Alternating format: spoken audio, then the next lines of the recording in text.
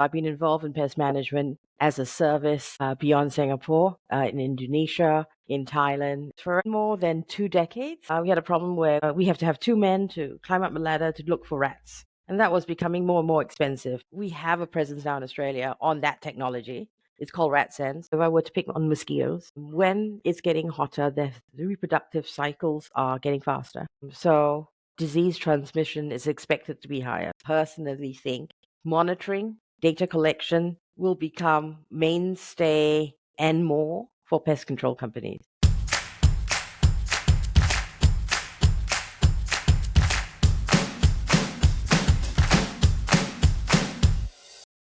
Everyone, welcome back to the Service Spins Show. Today, I have Deanne from Origin, and she's the expert in pest control. So I'm super excited to have her on the show. Welcome, Deanne. Maybe you can give everyone a quick intro of who you are and what does Origin do. Okay. Thank you for the opportunity, Jing Jing. And probably want to start by saying I'm not an expert. I've been in the industry for years, and I won't disclose the exact amount because it's several decades. But I have been in pest management, and it's a very interesting industry. It takes me into many different places, but not just in Singapore. So I've been involved in pest management as a service beyond Singapore, in Indonesia, in Thailand, and obviously with it comes its challenges legally in terms of business operations, the legal aspects. So, pest management has exposed me to quite a bit in that tenure because being in a family business, we've been very fortunate to be able to focus on other pursuits as well. So we've actually looked at other types of businesses under the group, as well as looking at passions of, community engagement. So we've done community-based projects. We've worked on, I've been in EMAS, which is the Environmental Management Association of Singapore, where we represent cleaners, pest controllers, some landscapers, and work in that sphere to help shape policy. In more than 2 decades, I've been fortunate to take different roles in the pest management business. Okay, I have so many questions. Starting out when you mentioned about legal challenges across different countries, can you share with me what were the things that were shocking to you when you expand to other countries? It's not shocking, it's just culturally different. So if I were to just cross the border to Indonesia, pest management in its current shape as it would be in Singapore, you form a business as a small, medium business, you can do that for pest control. There's no restriction as such. But in, say, Indonesia, you can't go in that particular framework and form a business for pest control. It would need to be under a different arrangement because they have some laws to govern local players. So as a foreigner coming in, there are some restrictions. And so when you structure operations in Indonesia, we'd have to structure setting up our operation there differently. So, it could be through a franchise operation, it could be through a joint venture, but it can't be like a foreign company coming into Singapore and starting shops. So it doesn't work on the Commonwealth laws. So interpretation of legalities are also different. So we were in Indonesia. We've stopped now, but we were in Indonesia in several provinces. And you'll find that we were in Bali, which is nice. We were serving a lot of the hotels. Yeah. And it's very different from the operations we had in Batam, for example, because there were a lot more industry. So and they have their bonded zones. So it was a very different type of operation, and culturally, the people are also very different, even though they're all Indonesians, right? Then the obvious one is language. I found it was easier for me to learn. I did Malay in school, but I forgot it all. So when I went to Indonesia, I found it was easier for me to learn Bahasa. So, try and pick up the language as well. You have those operational constraints as well as the legal constraints. In Thailand as well, there are the similar restrictions. It's not Commonwealth law as well.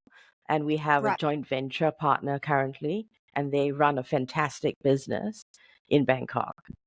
So I think it depends on the country that you're in. There are structures, commercial structures beyond the cultural norms. I see. You kind of, during our pre-recording and also knowing your background, I know that you kind of, this is a family business, right? And you kind of took over business from your parents. And has this expansion geographically was done by your parents, or kind of you kick-started this expansion? So our family, the next generation, there's three of us, and we're all the three of us are very, very different people. So Hmm. the expansion regionally was done. That was my initiative. I love business development. I love growing something. I lose interest really quick as well.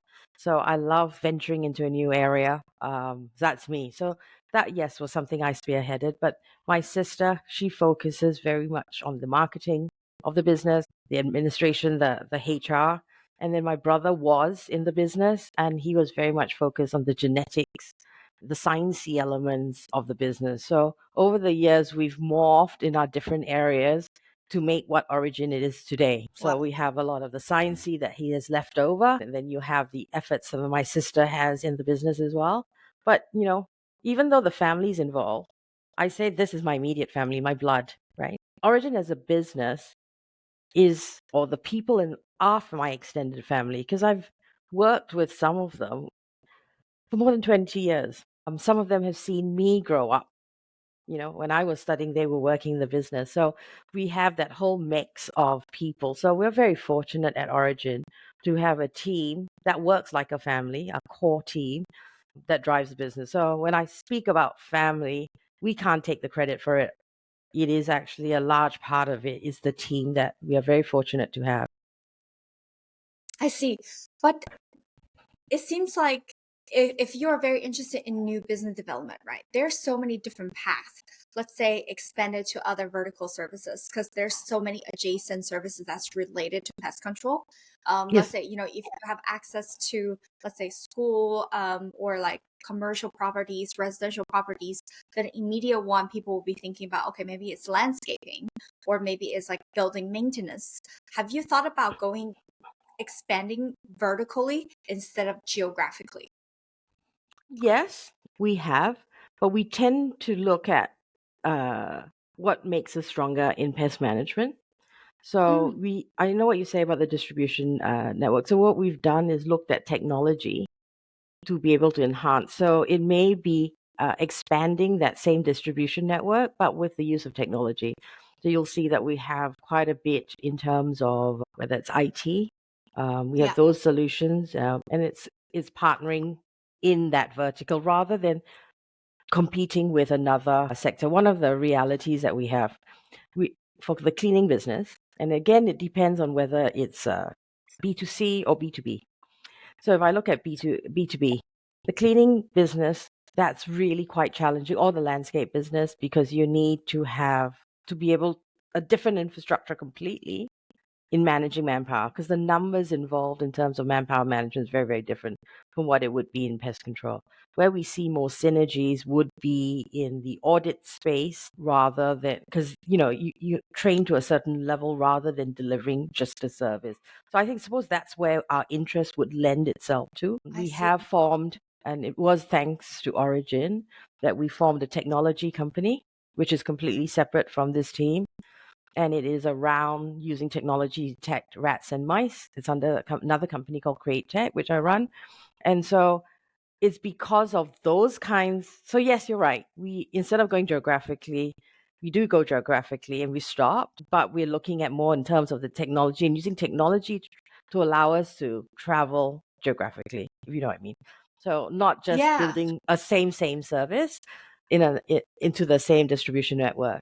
And our clients are more than willing in most instances to try out these new technologies because we've built a relationship with them, so we're able then to adopt and test and do these sorts of evolve in that way. A long time ago, I say a long time, everything seems to be blur for me, but a while ago we also moved into developing maggots, growing maggots for use in medical care. Now my brother has his own business, and his business does has continued doing that, where they grow sterilized maggots for use in wounds and wound care therapy. So if you think about it, it still comes back to the basis of pest management, understanding the biology, understanding the environment, and our focus is then adapting technology, building technology to transfer ourselves across beyond Singapore. I've talked to so many service business by now. I would say around roughly a couple hundred. I would say easily 200 companies. Not, I think everyone, most service companies, they want to be tech enabled, and then eventually they want to move to more like an IT kind of service. This is everyone's dreams because ultimately I would say 80-90% of them don't want to stuck in just, doing cleaning, doing plumbing, doing pest control. Everyone want to expand using more technology because people know technology is the future, right? But I have not seen anyone like you guys who have really set aside a separate department and then running it like it sounds like you have a complete new business now comparing with, let's say, 20 years ago. It was just pure service. Hmm. Right now it's like tech, then you move from tech enable and now to like a pure tech company, like standalone. So can you help me to like kind of understand, when did you see this kind of opportunity to set up a tech business from the pure service business to begin with? Okay, so I think we come from a position of strength. Most technology companies, and again, sorry, I don't mean to offend any technology companies. Most That's technology okay. companies say, okay, let me find a problem, I'll fix it. Whereas for us, I have domain knowledge in the Yeah. area of pest management. So being in the sector, I realized there was a problem, and it was a very simple problem that we started off. Now we're closing to 8 years ago, right? We had a problem where we could not, we have to have two men to climb up a ladder to look for rats. And that was becoming more and more expensive, and everyone's competing on price. So surely we could do this differently. And as I told you, I get bored. So we said, okay. And it was fortunate the family business is doing well enough for us to have our little pet projects on the side. Then started using, at that time, not all the technology that's today was available. We started using Wi-Fi and started placing different types of devices to try and catch a rat smarter and to improve our productivity in catching a rat. Yep. And then over time, as technology evolved, keep an eye on that space, we found that it wasn't so important how you catch a rat or how fast you catch a rat. It was more important to understand where the rats are, because if you place a trap down, you don't know, still waiting for the rat to come into the trap, right? And Right. we were very fortunate that once we started doing that, we realized, oh, actually it's important to collect data. And we've always looked at collecting data for our pest control to quantify our services and make it, because there's always this race to the bottom. So for us to be able to promote ourselves as responsible, effective, we need to be able to demonstrate. And data was always what we use, whether it's through Excel sheets in the past, through all sorts of different types of technology. If you look at the history of Origin, I suppose in the last 20 years, we tried and dabbled and used a lot of technology that was available, right? And then with the data, we moved into this, what they call IoT, if you've heard of it, Internet of Things. Yeah. And then Yeah. with the Internet of Things, it started going into big data. And how do you manage that? So now we have developed technology that can help you identify pressures, because rodents are really good at adapting their behavior, for example. So then you're able to identify where the hotspots are, place your traps, and move them around. So you start challenging the norm, which is service frequency based. I go weekly, I go monthly. But now you look at when you need to go, and sometimes you might need to intensify this or not. Mm, So, probably about 7 or 8 years ago, I got very tired. I have two kids, gorgeous kids, and they were growing up, and I felt I was missing out on it. I found it hard juggling being a mom, being in the business. It was all a bit much, I think. I would probably call it, looking back now, it was probably burnout. And so I left. My daughter represents Singapore for gymnastics, and she wanted to pursue her dream. So, that was my opportunity. I decided, okay, I'm going to take some time off and do this and provide this for her. We were fortunate we could. We ended up in Australia, and then for 6 months, I did next to nothing. And then I got bored. I found that I couldn't do that. So then the technology that we developed in Singapore was, sort of in a bit of a back burner, revisited, and then started moving it in Australia. And why thought I'd bring this to you, because we have a presence now in Australia on that technology. It's called RatSense, but it was important to use data to understand where rats were coming in, because season temperature, Singapore, we didn't have that problem.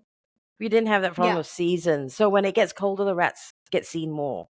So it became even more important in temperate climates. The technology we created that we were finding it hard to adopt in Me- Singapore, there was market, Yeah. natural market overseas. And it just happened to be that we were here and we were able then to grow that technology business. So coming back to sometimes it's timing, interest, opportunity. So in our case, a lot of luck that helped us develop that solution. Yeah. I assume, growing up in a big family like this, I assume, like also in Singapore, we know the average, standard of living, it's quite comfortable. But for you to still have this curiosity to find out, okay, here's the problem. I think our solution might be able to solve this, right? Having this curiosity still in place while you're still juggling in between family and taking your daughter to a new environment to help her to pursue her dream. I think that's not what I have seen in the most people in Singapore, to be very honest with you. So um, I would Maybe like to learn because, more. but Yeah. I didn't grow up in Singapore. I'm Singaporean. I left when I was 13 to boarding school in the UK. And, I'm Right. casting your mind back. You probably can't imagine this, but there was no internet. There were, if you want to get from place to place, you needed a map. There was no Google Maps, right? So I used to fly to UK, right? And then take land in Heathrow, take the train, take the bus as a 13 or 14-year-old. And I loved it. I loved boarding school because it gave me an ability to find myself. I did car maintenance. I did all sorts of random things. And that was good for me because then you test yourself. I was very fortunate to be able to test myself at a young age as to, Yeah. oh, if you fail, you know what? Doesn't matter. You can get up again. And Yeah. it's interesting to try new things. So I think I overcame that fear and found the love to try new things from a young age. Yeah. But going to boarding school, I mean, most people in those days, who go to boarding school are or British people call posh students, right? From posh family. Hmm. And most of them are coming from traditional family where they're banker, lawyer, very prestigious career.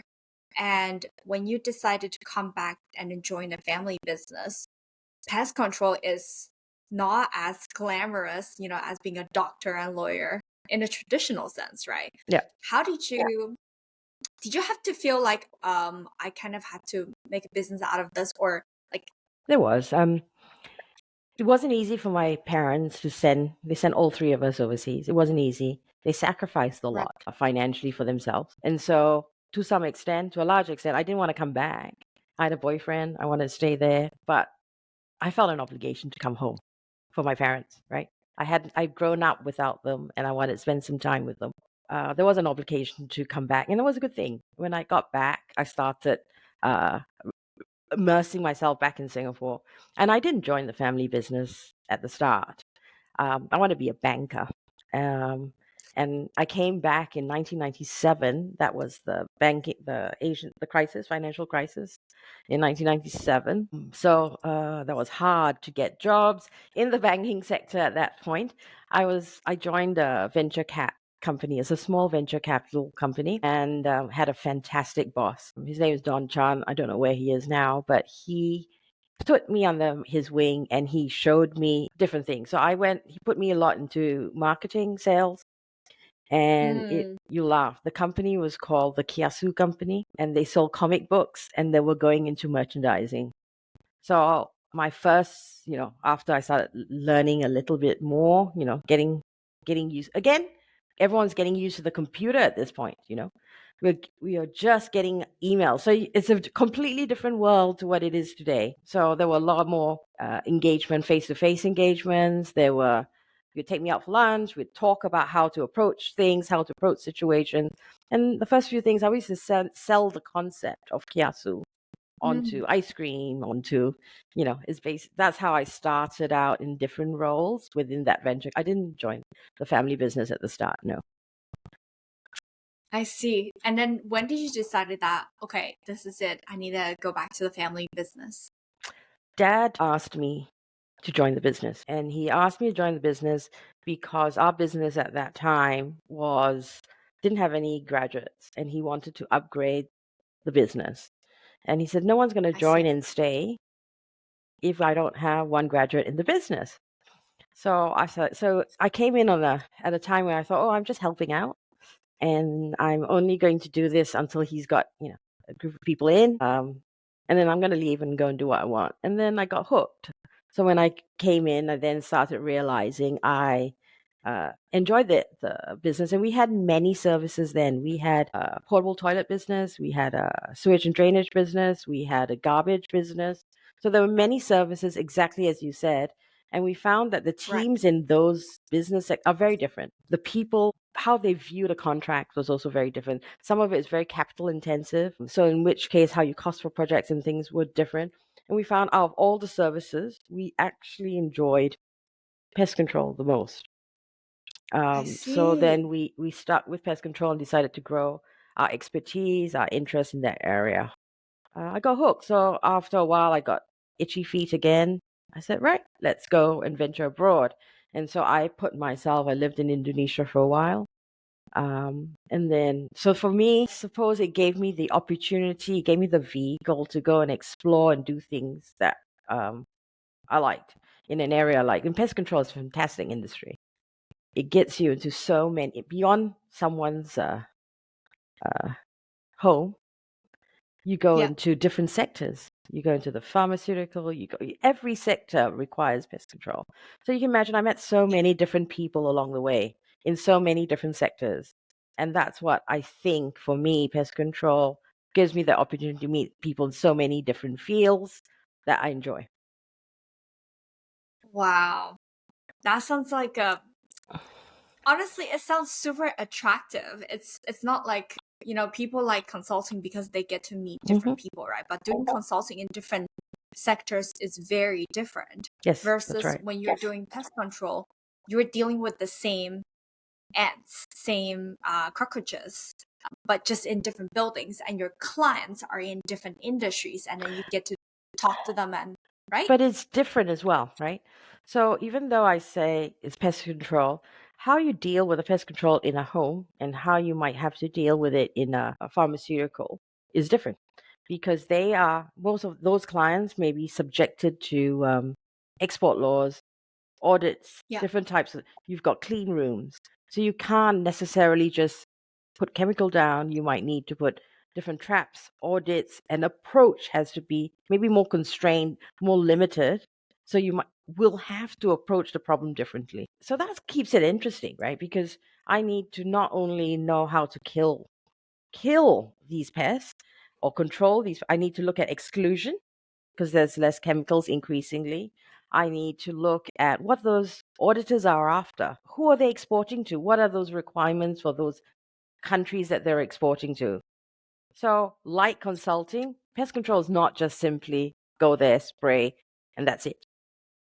It's more, That's requires customer service. You need to identify your client, what are their objectives. So, very much like consulting, but with some action after that as well. it really depends on who you talk to in pest control. In those like surface level pest control companies, they're like, oh yeah, what's in the team? We charge you on hourly basis. Every hour costs X. They just spray, right? Versus, when you're talking to a pest control expert. That's why I introduced you as an expert because I look through your website. I know you guys are tech enabled. I know you guys are environmental friendly as well. So I know this is going to be a pretty geeky conversation, which I love. Well, So one of the biggest things that are very proud of, we're the first company in the world, pest control company, to have achieved ISO 14001 that we know of. That was when people said, you're mad. No one, pest controllers can't be ISO 14,000, that time it was 14,001 certified because you're dealing with chemicals. But, if mm, it really for my parents feel strongly about it, the whole family, and obviously the team that we have, my extended family at Origin, that has really shaped the company in terms of how we choose our chemicals, how we approach all our dealings environmentally, because we keep telling our staff that we're stewards of the environment. So to me, that's a really proud moment because that's one of the first a little SME at the red dot in Singapore, random, no one knows them compared to all these big boys. We managed to make a mark, and you can see that shift that has obviously taken over in the pest management industry today. Yeah, yeah. This is something so I'm very curious to hear this from your view, right? Hmm. I think the environmental part of the business. So we all know, global warming. Every single year, Singapore is getting hotter and hotter. Yeah, Thailand, India is hitting 40 consistently, yeah. right? Um, how have you seen in the industry the past, let's say, behavior has changed because of the weather? Very good question. For one, I mean, there are different aspects of it.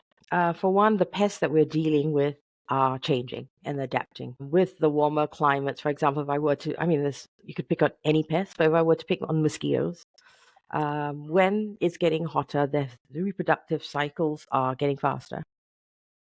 So disease transmission is expected to be higher. So we need to look at different types of control mechanisms. Some of the theories that we carried from the 70s that we're still doing needs to be questioned, right? So climate change is affecting the pests that we deal with. Increasingly, climate change and awareness is also causing many countries to look at chemicals that are being used and reducing the amount of pesticides, reducing the amount that's available for control. This is great, but also a downside because with reduction, there's a high chance of building increased resistance. Yeah, There's less tools in your arsenal to attack the problem. So you got to find ways to innovate, evolve, and address. So increasingly, I personally think monitoring, data collection, will become mainstay and more for pest control companies. We're not going to be able to say, okay, let's charge you by the hour and go down. We need to start yeah, quantifying. I think it will evolve down there, maybe past my lifetime. I hope sooner, but that means that we're more responsible. When we go on site, we should be held account to what we do and why we do what we do. But, most countries, they don't legislate. Singapore doesn't it's really easy to be a pest controller, and that's one of the challenges. It's such a competitive market. You yeah, just need to get a license, which is quite straightforward, and then hey, you're a pest controller, and there's no differentiation. And while there's standards on size of a company, obviously it's to my advantage because we're one of the larger companies, but the size does not mean you're a better pest control company. It comes yeah, down to definitely. how you approach the problem. And there's no mechanism currently in place, and people don't ask the right question, unfortunately.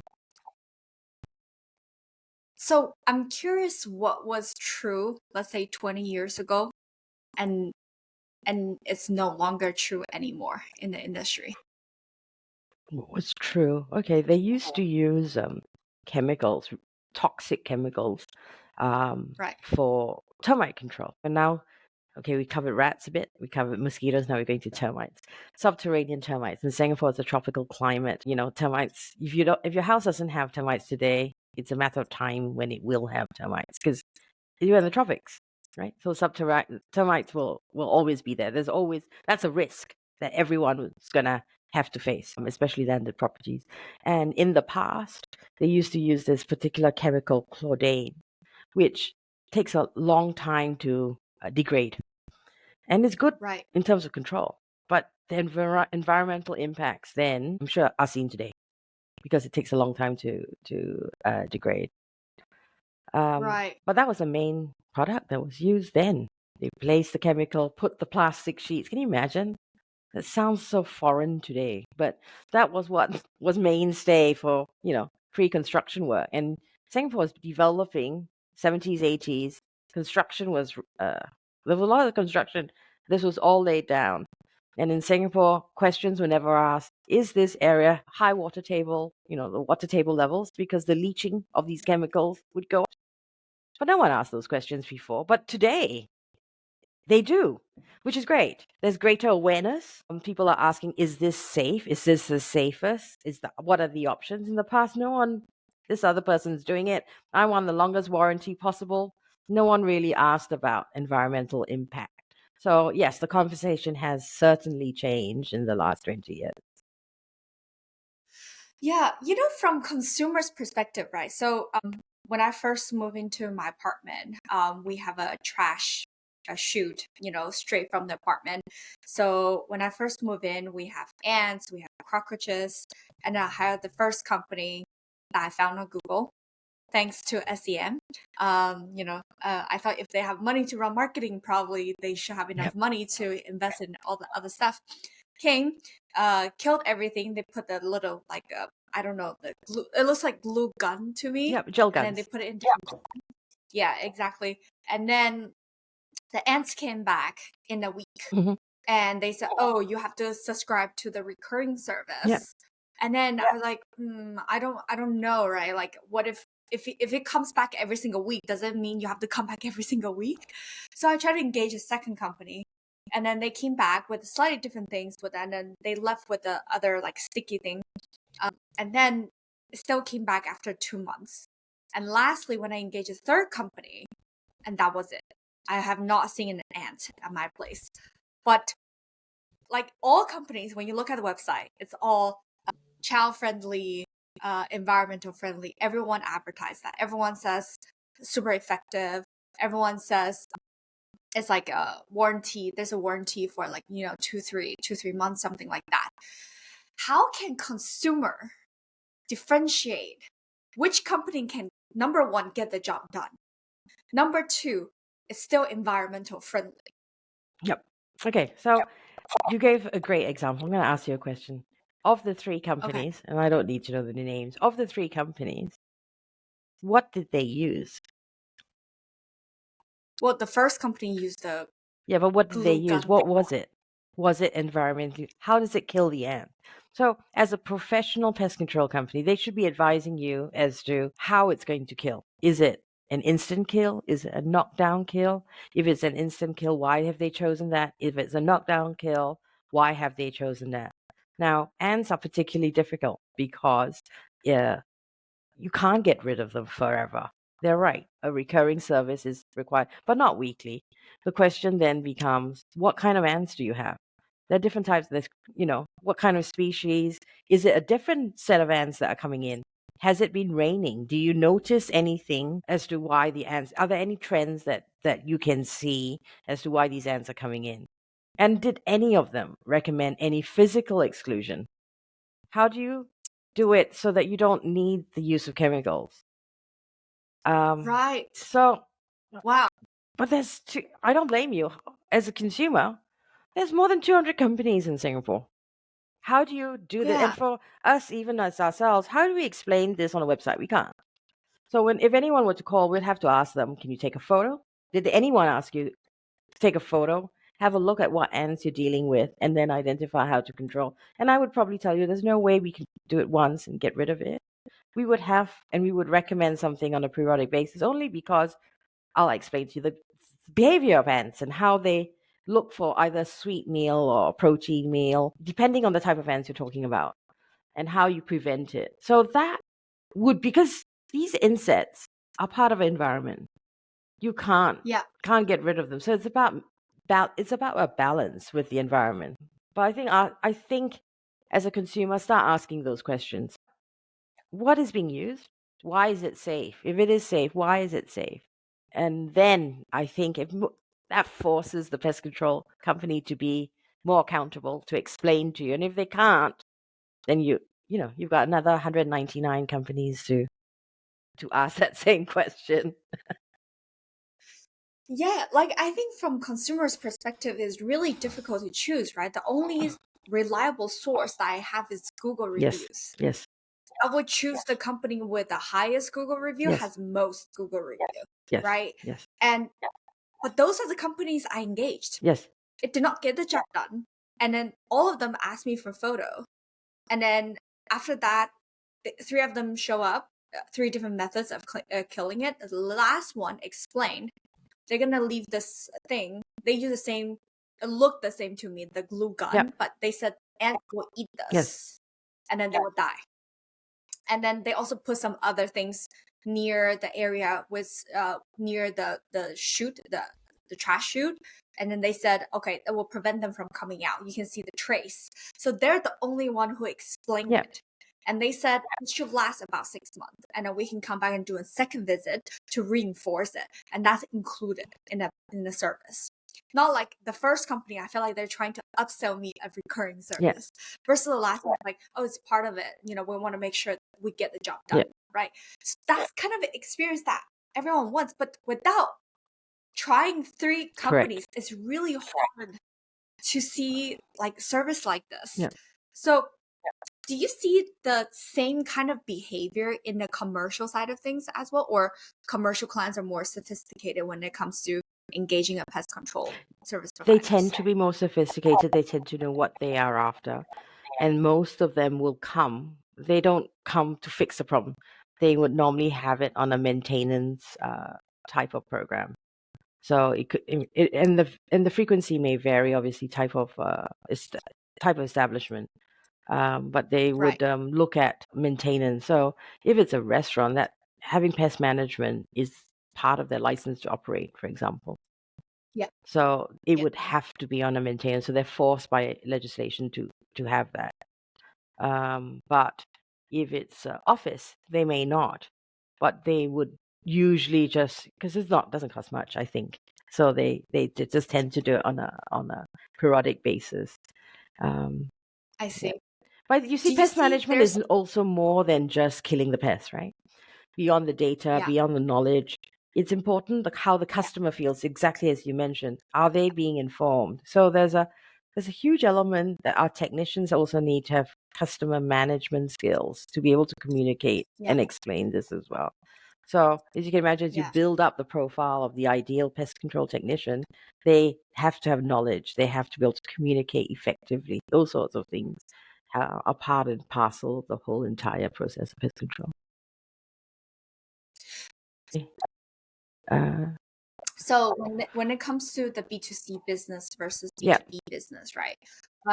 What do you think are the biggest difference in between serving these two type of customers? in the B2B and consumer, the basic services are similar. It's Mm, only when you go into B2B is also very big. Depends on the sector you're dealing with. So depending on the sector, the expectations, the variations, type of service that's required is also very, very different. So if you ask me, I think it's too broad to make that assumption. The basic level, an office, a basic office, and a household would be very similar.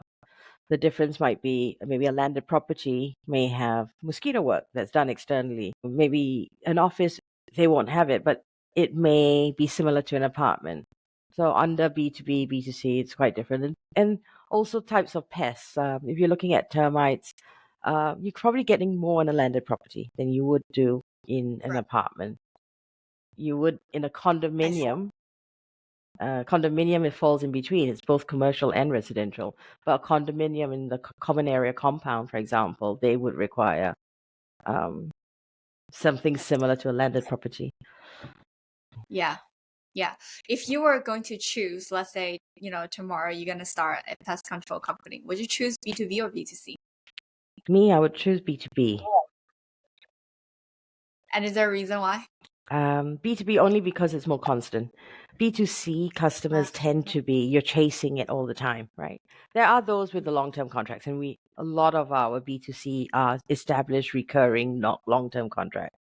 But you see more of the quick fixes that are requested by a B2C as opposed to a B2B. So I would, if you're But in just terms, starting out, I would start off by saying, okay, you want to build your recurring income from a pure business, yeah. then I'll start with that first. And then you start layering it up into the different areas. Yeah. So the reason you guys also serve residential, is it because there's more margin or you're going for volume? We're going for volume, I think, to be honest. We're going for volume. And also, it's good to have that repertoire of different types of services because a client you serve in a residential may actually be someone that refers to their business and vice versa. Yeah. Yeah, fair enough. And you know, I always ask this question to everyone in the service industry. Why all this effort is worth it for you? Mm. There are many reasons, right? For me, there are many. My primary purpose is my team, right? And it also includes the technicians. So my core team, especially as I see them grow, and some of them have left us into maybe more lucrative jobs for themselves. We're still in touch, and I suppose that pest management allows that people to people interaction, and being able Yeah, to work with them directly is my biggest joy. Obviously, there are days when I get so frustrated with them, but being able to move beyond and see each individual grow is yeah, wonderful. Why in the family business as well, because I've been in there for so long. I've seen some of our technicians or even our executive team, them get married, them have kids, their kids grow up. That sense of achievement. When we see them, we're all equal. And when we see them, we share these stories. They tell me their wins or their losses. And that feeling of belonging, I suppose, is my biggest driver. The second purpose I have is pest control gives me so many opportunities to have insights into other businesses. So it's like a launching pad for me to go and try different things. So, one, why the family business is the people that drives me, and being able to see that growth. That second, on why pest control, it's a launchpad to so many different industries. that's. I think that's. I love that. This is how you know that you're going to. I mean, you already thrive in the industry. This is how you know the longevity of the business here, because you go with a people first approach instead of profit Mm. first. In the service industry, you have to be a very good people's manager. You have to care about your worker. Your service is as good as your people. Yes. That's the I'm not truth sure if here. I'm a So good if you people's go, manager. You'll have to ask the team. I can't vouch for myself. But yes, I agree with you. The business of pest management is about managing our teams and equipping them with the right yeah, knowledge and the passion. Yes, yeah. completely agree. So just like how your so just like how your dad asked you to join the business, do you ever see a day where you ask your children to join the business? I have asked them, would you be interested? And then they're not. At least my kids are not. They say that, Oh, you have to work too hard because as you own your own business, the buck also stops with you. You got to plug gaps when there is. Whereas in a large corporate, I think they have, and they're still young, they're still studying. I think they have this image that, 9 to 5, I clock off. So I suppose until they have a dose of reality of what life really is, then I can ask them that question again. But for now, no, they're not interested. right. I feel like probably, they would go and be a lawyer and banker, and then eventually they'll be like, oh, mom asked to help out. And then that's when they get hooked. Both of them You are, know are the interested in science. So my daughter is oh, interested okay. in environmental science, and my son is very interested in genetics. So they're both very geeky in the sciencey element, and they enjoy the want to go and try their hand in that field. That's a Yeah. star. That's super relevant to the right. You have to know chemistry, biology, these two things very well, and also combining with environmental science. Sounds like a great start. This has planned it. Well, thank you so much, Deanne. I think I learned so much from this conversation. And honestly, like previously when I was running HelpLink, I did look into pest control quite a bit.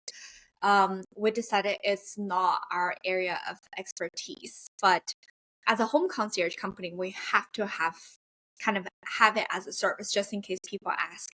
But what we've realized is that people tend not to engage the company that does cleaning for them and to do pest control as well for some weird reason. No, I So agree with that though, because yeah, cleaning and pest control are different, very different. yeah, Different skills required.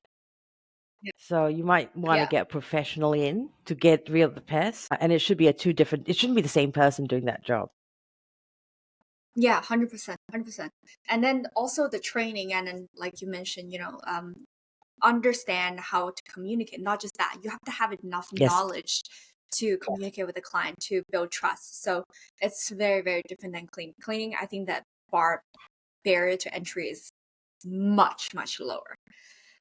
Well, thank you so much for your time today. I learned so much, and I really want to meet you in person. I feel like this conversation can go on for days. Um, I'm very much interested in the technology side of things as well. I would love to see how to run a service company, in a tech enabled way, like just how you guys are doing it, right? I feel like if anyone in the industry is going to be here 50 years down the road, it's got to be you Oh, guys. thank you very much for that. Yeah. I mean, you see the difference, right? I've engaged those big names to come to my place, but it doesn't get the job done. So, yeah. Is there any last minute words to any audience who's listening to this podcast? If you're considering a job in pest management, don't wait. Join. It's recession proof. It gets you into many different areas and you can shape it. So it's an industry that's still going to grow and going to gain more importance in time to come. That's my plug always for pest management. We always need good people. So anyone watching, just reach out. Amazing. Well, I will make sure I cut this clip. And then so you can use it. It's like, listen to this podcast. This are all the perks of listening to working for us. Join us now. Well, join the industry. We need good people in the industry. Yes. Sounds good. Sounds good. Thank you so much, Deanne.